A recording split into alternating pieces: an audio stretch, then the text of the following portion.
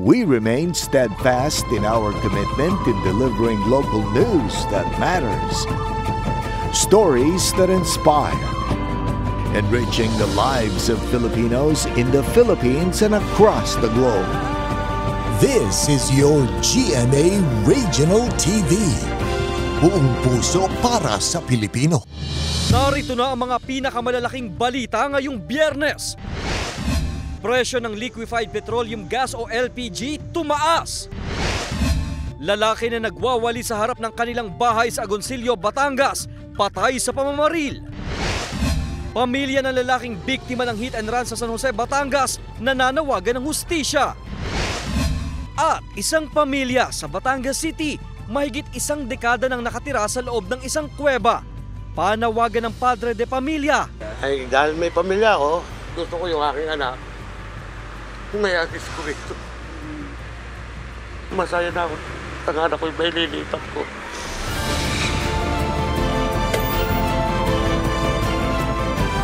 Ito ang GMA Regional TV, Balitang Southern Tagalog. Magandang hapon mga kapuso, narito na ang Balitang Southern Tagalog. Hatid namin ang mga pinakamalaki at pinakahuling balita sa Timog Katagalugan. Live mula rito sa GMA Batangas Station, ako po si Ace Medrano. Tumaas ng 30 sentimo kada kilo ang presyo ng liquefied petroleum gas o LPG. Kaya ang ilang may-ari ng karinderya at residente kanya-kanyang diskarte para makatipid. Alamin yan sa report ni Hazel Alviar. Taas presyo sa liquefied petroleum gas o LPG ang sumalubong ngayong unang araw ng Marso. Kaya ang matinding pagbabudget madodoble pa ngayon dahil tumaas ng 30 centavos kada kilogram o katumbas ng mahigit 3 pesos kada 11 kilograms na tangke ng LPG. Kaya ang may-ari ng maliit na kainan na ito na si Mang Renato, halos isang taon na raw na hindi gumagamit ng LPG. Nagtsatsaga na lang daw siya sa butane sa pagluluto ng mga ibinebentang ulam. Kung susumahin sa loob ng isang buwan, mas mahal kumpara kung bumili siya ng isang tangke ng LPG na naglalaro sa 900 hanggang 1,150 pesos. Pero hindi raw kaya ng kanyang budget ang isang bagsakang pagbili. Ito, at mura-mura, kahit papaano kahit 35 pesos siyang nabibili kaysa sa tangke. Pag ang tangke, hindi mo agad mabibili, sobrang mahal. Dismayado naman ang residenteng si Vanji sa panibagong taas presyo. Kaya para makatipid, hindi raw nila laging ginagamit ang tangke ng LPG sa pagluluto. Uuling. Tapos kung pwede naman din kahit walang uling, pwedeng kahoy. Ilagay dun sa ulingan. Yung butane, dahil ng siyempre mura-mura, retail, nakakabili agad. Pag wala pang hawak na pera na malaki. Ito na ang ikatlong sunod na buwan na may pagtaas sa presyo ng LPG. Ay, mahiling mula sa ating gobyerno, ipababain na lahat ang bili. Ibalik na sa dati para makadaming kagaya ko. Ako'y magtitinda. Ay wala kaming inaabot sa mahal ng gasol. Kaya ako'y hirap na hirap din nga. Mura lang naman ang aking pagbibili para lang yung iba yung makabili lang ng ulam. Samantala, dagdag bawas sa presyo ng mga produktong petrolyo ang nakaambang ipatupad sa susunod na linggo base sa 4-day trading ayon sa DOE.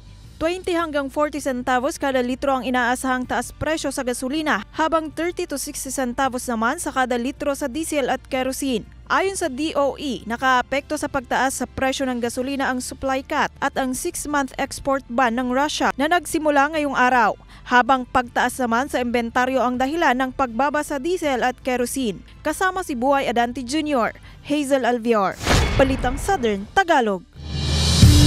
Nananawagan ng hustisya ang pamilya ng lalaking biktima ng hit and run sa San Jose, Batangas. Hiling din ng anak ng nasawing trabahador sa driver ng nakasagasang sasakyan na lumantad na. May follow-up report si Paul Hernandez.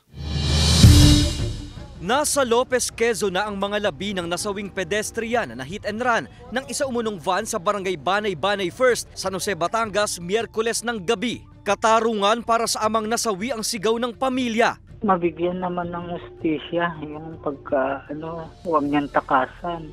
Awa naman siya ron sa tatay ko. Pumunta sa San Jose, Batangas ang biktima para magtrabaho, kaya't labis ang sakit para sa kaanak ng nasawi ang sinapit ng padre de pamilya. Hiling nilang lumutang na ang driver ng sasakyan na nakasagasa sa biktima. Kami naman po hindi nag-aano naman masyado magpakita at anuhan lang yung kanilang pagkakasala. Yung makipag-uusap naman, magpakita. Matulungan naman sana kami. Hindi na namin siya aanayin ng kung ano-ano. Hindi na lang daw sa San Jose nagsasagawa ng pangangalap ng kopya ng CCTV ang kapulisan, kundi sa mga karatig na bayan na posibleng makatulong sa kaso. Naghahanap pa rin kami sir ng mga CCTV sir na baka sakaling may makukuha kami footage. Nagpapatuloy pa ang ginagawang follow-up investigation ng otoridad. Kasama si Kel Ravaca, Paul Hernandez, Balitang Southern Tagalog.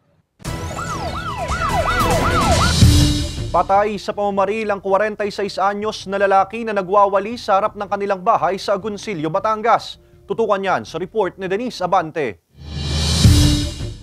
Dead on the spot ang 46 anyos na lalaking ito mula Barangay Banyaga, Agoncillo, Batangas matapos pagbabarilin ang hindi pa nakikilalang suspect sa harap mismo ng kanyang bahay pasado alas 7 ng umaga kahapon. Sa investigasyon ng pulisya, nagwawalis umano ang biktima ng harap ng kanilang bahay nang dumating ang suspect at siya'y pinagbabaril. Napansin niya na may sasakyang nakapark doon sa harapan nila.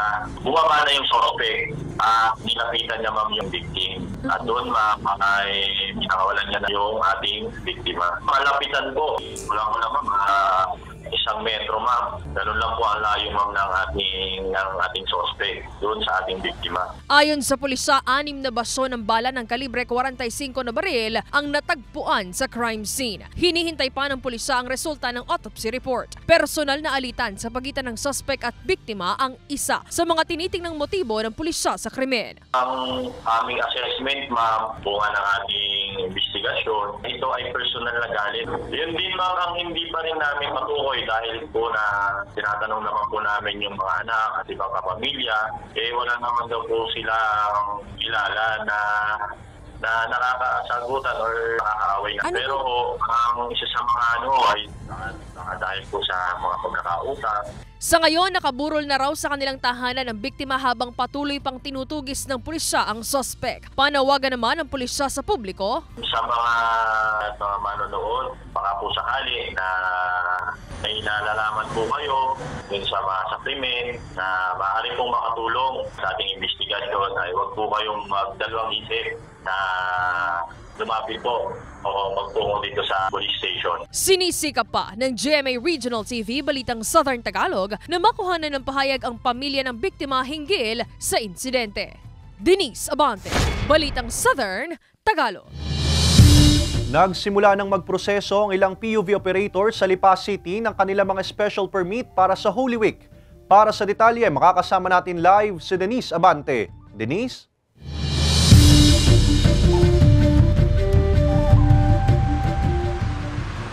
Ace, nag-uutay na ang ilang mga operator na kumuha ng kanilang special permit na gagamitin nila ngayong Semana Santa, unang araw pa lamang ng Marso.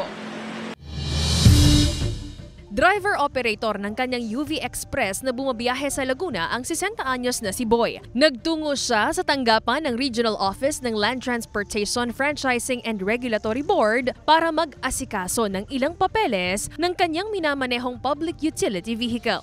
Sinamantala na rin niya ang pagkakataon na magtanong kung paano kumuha ng special permit na magagamit niya sa darating na Holy Week. Mas maganda yun para pagka yung nasita ka o nagkaroon ng problema mga meron kayong permit.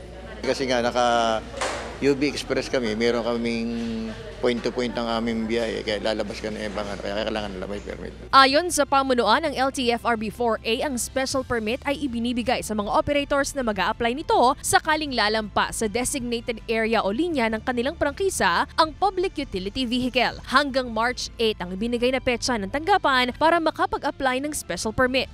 Gaya ni Mang Boy, ang ruta lamang ng kanyang PUV ay sa Laguna at gagamitin nila sa Manawag ang sasakyan. Kailangan niyang kumuha ng special permit 2 araw bago pa ang naturang biyahe. Doon sa Certificate of Public Conveyance nila, nandun po yung route, authorized route na pwede nilang pag-servisan. Nandun din po sa CPC nila, yung prangkisa nila, nandun po kung ano yung service o denomination na tinatawag natin na authorized silang mag-service. Kung walang special permit, maaari silang mahuli bilang kolorom na PUV. Papatawan ng kaukulang multa ang mga mahuhuli na walang special permit at hindi sumunod sa itinakdang ruta. According to the Joint Administrative Order 2014-001, ang kolorom operation po sa bus, ang penalty po niyan is 1 milyon. Ang mga jeep naman is nasa 50,000. Like yung mga sedan, mga lilit na sasakyan is 120,000. Yung mga vans po, 200,000. 3 requirements lamang ang kinakailangan para sa pagkuha ng special permit. Photocopy ng ORCR ng sasakyan, passenger insurance at kontrata. Ibibigay lamang ang mga requirements sa opisina ng LTFRB-4A 2 araw bago ang inaasahang biyahe at magbabayad ng 170 pesos. Sa mismong araw ng aplikasyon din, makukuha na ang special permit. Since papalapit na po ang mahal na araw, inaasahan po natin ang dagsaang tao na maglalakbay. So pinapaalalahanan po natin ng mga public utility operators na kung hindi otorisado ng board yung mga lakad nyo or you are operating beyond or differently from the approved service, kinakailangan po natin mag-secure ng special permit para makaiwas ng aberya. Ace maximum ng 2 special permits ang maaaring kuhanin ng isang operator kada PUV sa regional office ng LTFRB at kung lalagpas sa 3 special permits ang kakailanganin sa central office na kukuha ng special permit. Ace? Maraming salamat, Denise Abante. Maaga nang naghahanda ang Batangas City Grand Terminal para sa pagdagsa ng mga pasahero sa Semana Santa. Ang detalye sa report ni Paul Hernandez. Inilatag na ang mga steel fence sa bahaging ito ng Batangas City Grand Terminal, pangharang sa mga umano'y pasaway na pasaherong basta-basta lang tumatawid. I-renovate natin yung buong terminal, magiging maganda, kaaya-aya at lalong-lalo na yung maging safe yung mga pasahero natin. Abala pa sa pagtatawag ng pasahero ang mga konduktor at dispatcher ng bus. Ilang linggo pa ang hihintayin, bugso na ng mga pasahero ang posible na raw nilang kaharapin. Tulong-tulungan din lang naman. Medyo, may mga kasi lang naman medyo maganda pero pag mga ganito, tsaga-tsaga lang sir. Hindi gaya sa ibang bus terminal, walang ticketing area dito. Pagkasakay ng bus, saka na lang daw magbabayad. Kaya wala raw dapat ikapangamba ang mga pasahero na magkakaubusan ng ticket. Wala rin silang booking system. Malaki pong maluwag sir yun. Ito po, habang tumatakbo ka, doon ka tinitikitan, pagkatapos nang sisingilin ka, tuloy-tuloy ang takbo nyo.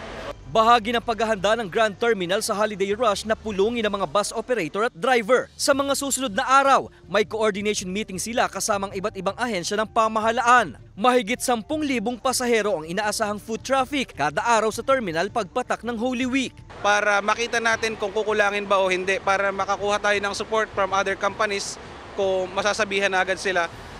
Basta hindi tayo magkukulang at sa tingin naman namin ay kompleto naman tayo ngayon. Nag-request na raw ang pamunuan ng walk-through metal detector na i-install sa departure area. Bago ang bakasyon, inaasahang darating ito na makakatulong sa body inspection. Kasama si Kel Ravaca, Paul Hernandez, Balitang Southern Tagalog. Susunod. Isang pamilya sa Batangas City, mahigit 1 dekada nang nakatira sa loob ng isang kuweba. Ang panawagan ng padre de pamilya. Ay, dahil may pamilya ako, gusto ko yung aking anak, humayagis ko rito. Tutukan yan sa pagbabalik ng Balitang Southern Tagalog. Ito ang GMA Regional TV, Balitang Southern Tagalog.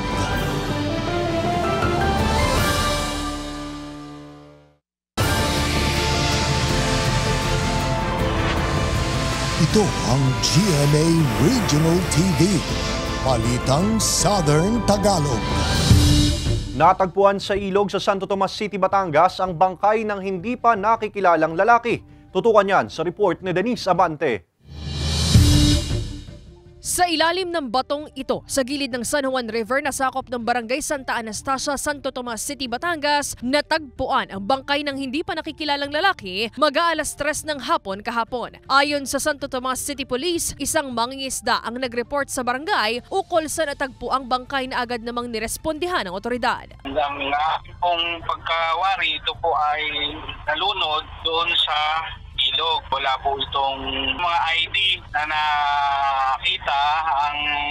Ang suot lang po ay puting t-shirt at maiksi pantalon. Sa ngayon po, ang ating pong kapulisan ng Santo Tomas ay nagkakandak po ng investigation at nagpa-follow up po sa barangay Laurel ng Tanawan City dahil ating pong assessment ay doon po siya nalaglag or nanggaling dahil naanod nung sa ilog. Sa ngayon, nasa isang punerarya pa ang mga labi ng biktima habang patuloy pang inaalam ng pulisya ang pagkakakilanlan nito at ang posibleng nangyari sa biktima. Wala pong mga identifying marks sa katawan. So ito po ay male pero ang underwear po niya ay mga pambabae.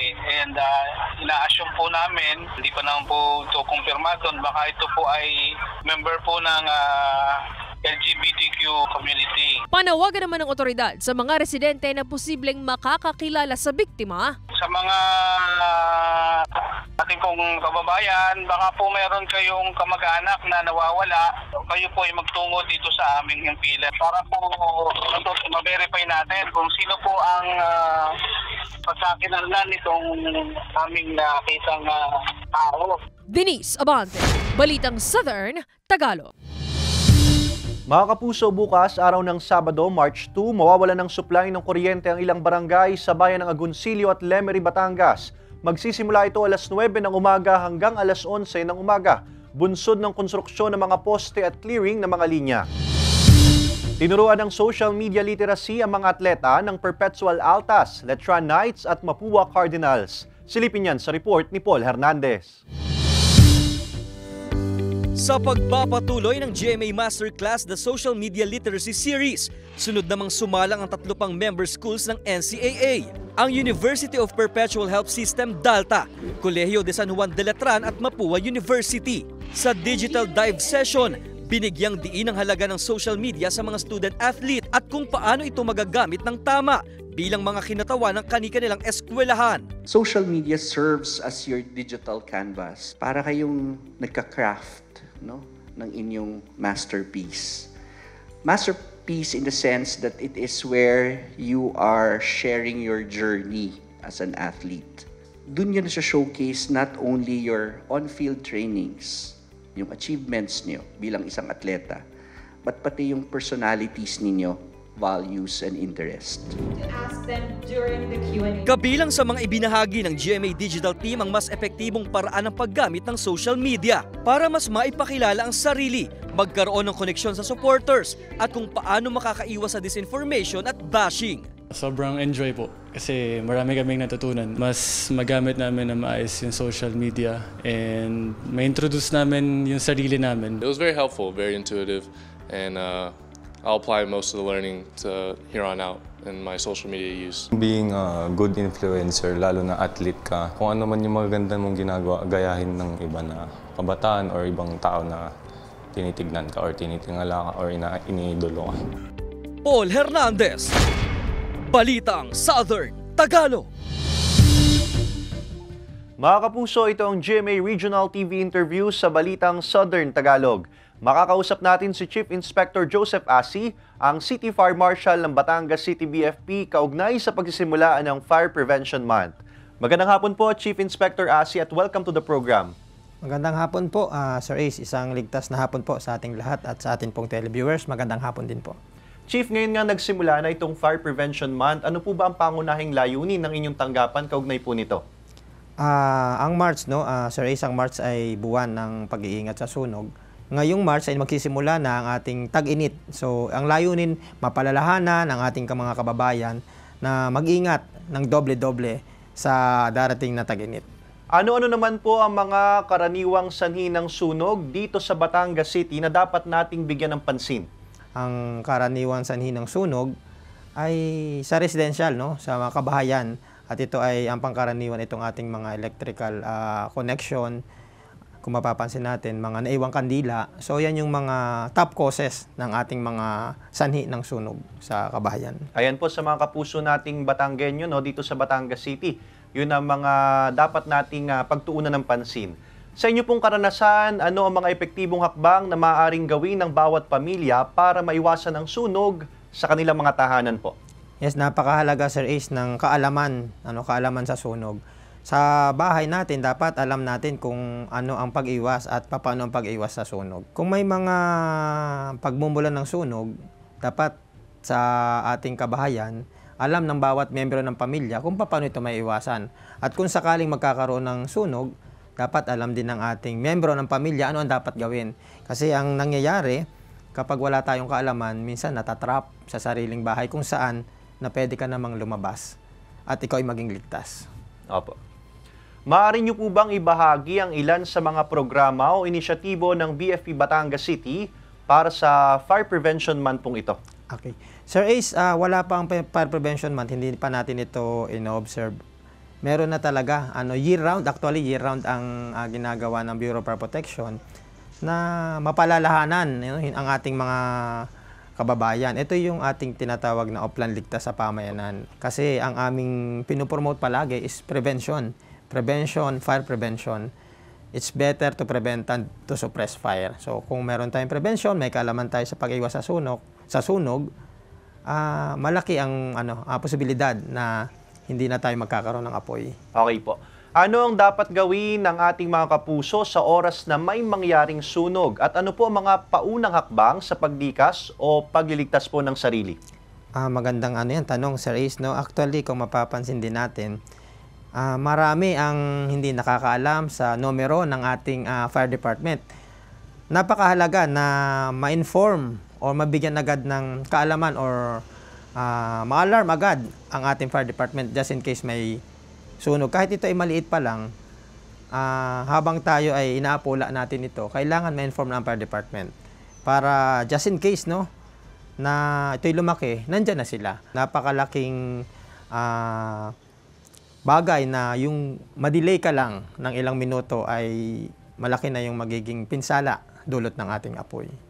Sir, pwede ba nating i-share po? Yes, ang ating numero ng fire department dito sa Batangas City is 425-7163. Yan po yung ating numero dito sa Batangas City Bureau of Fire Protection.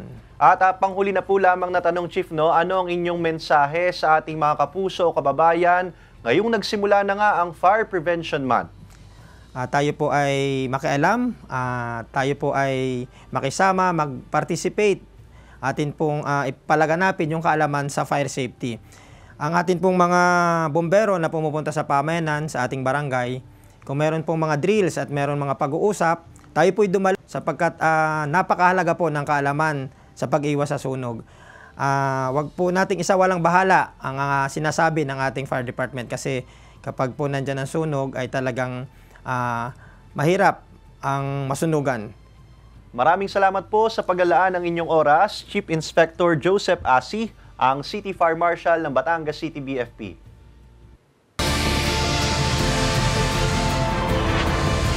Ito ang GMA Regional TV, Balitang Southern Tagalog.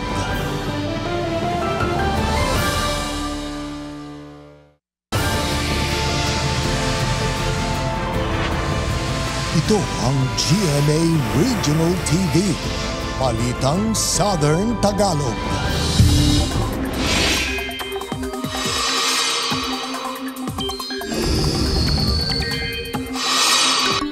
Mga kapuso, nag-dissipate o tuluyan ng nawala ang low pressure area na binabantayan sa labas ng Philippine Area of Responsibility. Lalo namang humina ang hanging amihan at umaabot na lang hanggang Northern Luzon. Ang natitirang bahagi ng bansa apektado pa rin ng easterlies o yung mainit at malinsangang hangin. Base sa datos ng Metro Weather, mababa ang tsansa ng ulan sa Southern Luzon maliban sa Mindoro provinces. Posible ring ulanin ang iba pang bahagi ng bansa, lalo na malaking bahagi ng Mindanao. Mahigit isang dekada nang naninirahan sa kuweba ang isang lalaki sa Batangas City na doon na rin nakabuo ng pamilya. Ang naturang kuweba sa lungsod nagkaroon ng malaking papel sa kasaysayan sa panahon ng World War II ayon sa isang history professor. Tutukan yan sa special report ni Paul Hernandez. Sa gitna ng mga makabagong istruktura at gusali, may isang bahay sa Batangas City na namumukod-tangi. Pangkaraniwan lang kung titingnan. Pero ang bahay na ito ng pamilya Evangelista, isa pa lang, kuweba. Taong 2012 nang manirahan dito si Mang Rufino nang bumukod siya sa mga anak. Hanggang dito na niya nakasama ang bagong pamilya. Doon kasi ako dati nakatira. Ito man, igarahe namin. Okay. Ng tricycle. Okay. Ngayon, ang mga anak ko sa una doon nakatira sa taas, isang kwarto. Bahay ng aking ama. Ginawa ko, ay may kinakasama nga ako. Ay ako may nagtitinda-tinda. Inunti-unti niyang magkaroon ng gamit, pero kapansin-pansin ang napakaliit at mainit na sitwasyon sa loob ng kuweba. Hindi makapagtrabaho si Mang Rufino dahil sa iniindang kondisyon sa paa. Housekeeping staff naman sa isang eskwelahan ang may bahay niya. Hindi, wala naman ko kung may iuupay. Hindi, hanggang sa nagkaroon nga ako ng anak, dito inaayos ko rin. Nilagyan ko ng kaunting manipis na saminto, saka ako pininturahan. Walang makapagsabi sa eksaktong haba ng kuweba, pero tumatagos daw ito sa bahagi ng Ilog Kalumpang. Sa punto de vista ng kasaysayan, may malaki raw papel na ginampanan ng kuwebang ito sa lungsod ayon sa isang history professor bilang tanggulan ng mga Hapon. Oo, wala pa talaga nung mga lansangan. Kumbaga ito yung pinaka ginagamit na daan mula sa Kalumpang River papunta ngayon dito sa loob ng lungsod. Ayon sa Batangas City Engineers Office, hindi akmang gawing tirahan ng lugar. Dapat po livable siya. Ibig sabihin, may bintana, may pintuan, may supplies po ng facilities tulad ng tubig, may malinis na tubig, hindi lang basta tubig, malinis na tubig, may kuryente po. Hindi natin sigurado ang klase ng bato o ng lupa na pumapaloob doon sa area na yon. Inabisuhan na raw ng opisina ang CDRRMO at CSWDO para pangunahan ang isasagawa nilang joint inspection sa lugar. Yun po ang hamon ko, tayo mag-joint inspection. Yun naman ang unang tinitingnan natin, safety, yung well-being ng isang pamilya. Gusto na raw umalis ni Mang Rufino sa lugar. Ayaw niyang makitang lumalaki ang anak sa masikip na yungib. Nananawagan siya sa kinaukulan ng relokasyon para mabigyan ng disenteng bahay ang pamilya. Ay, dahil may pamilya ako, gusto ko yung aking anak. May agis ko rito. Wala na akong problema doon sa akin tatlo eh. Wala na kasi sila. Kaya ito, mabigyan ako ng kahit masabi bahay nang makuha. Hindi, masaya na ako. Ang anak ko yung may lilipat ko. Isa to sa mga dapat i-address, hindi lamang ng pamahalaan, kundi ng bawat mamamayan din kung ano ang magagawa natin para mapanatili yung kahalagahang pangkasaysayan nito, gamit niya sa siyensya, at of course, maremedyohan kung ano mang meron tayo pagdating sa urban problems natin. Pero habang wala pang kasiguruhan sa hiling ni Mang Rufino, mananatili pa rin daw sila sa itinuturing na bahay na bato. Naiiba man sa gitna ng naglalakihang mga bahay na moderno. Kasama si Kel Ravaca, Paul Hernandez, Balitang Southern Tagalog. Nasa Taiwan para sa kanyang pre-debut shoot si Sparkle Sofia Pablo. Samantala, masaya si Kapuso star Joe Berry na magkaroon ng solo billboard. Narito ang report ni Hazel Alviar. Nasa Taipei, Taiwan na ngayon ang Sparkle star na si Sofia Pablo para doon gawin ang kanyang pre-debut shoot. Pangarap daw talaga ni Sofia na sa ibang bansa siya mag-pre-debut para memorable ang once-in-a-lifetime experience niya. Sa April 10 ang debut ni Sofia pero sekreto pa raw muna ang iba pang mga detalye. Excited na ang munting bida ng Let Matias attorney at law na si Joe Berry na maipalabas sa telebisyon ang pinagbibidahan niyang series. Kwento ni Joe sa ipinost niyang video sa kanyang social media account, isa raw sa linulook forward niya tuwing malapit ng umere ang serye na kasama siya ay ang mga billboard. Biro pa niya, rare moments daw ang mga ito na nagiging malaki siya. Tila alay rin niya ito sa kanyang namayapang ama, kuya at lolo na binanggit niya sa kanyang caption at sinabing my first solo billboard na ako. Samantala, nagsimula na ang bardagulan ni Angela at Chloe, ang mga karakter ni Jeneline Mercado at Valin Montenegro sa Love Die Repeat. Ano kaya ang susunod na gagawin ni Angela sa palabang si Chloe? Ang mga eksenang yan abangan sa Love Die Repeat pagkatapos ng Black Rider. Hazel Alviar, Balitang Southern Tagalog. Samantala, mapapanood niyo po ang episode na ito at iba pang pinakahuling lokal na balita sa official website ng GMA Regional TV. www.gmaregionaltv.com. Pwede rin kayo bumisita sa aming official YouTube channel, GMA Regional TV, at i-click ang subscribe button para sa pinakamainit na balita mula sa rehiyon. Dahil sa GMA Regional TV, local news matters. At yan ang mga pinakamalaki at pinakahuling balita sa Timog Katagalugan. Maraming salamat sa pagsama sa amin, pati na mga kapuso sa ibang bansa na tumutok sa mga balita sa rehiyon. Kami, ang GMA Regional TV Balitang Southern Tagalog, buong puwersa para sa mas malaking misyon at mas malawak na paglilingkod sa bayan.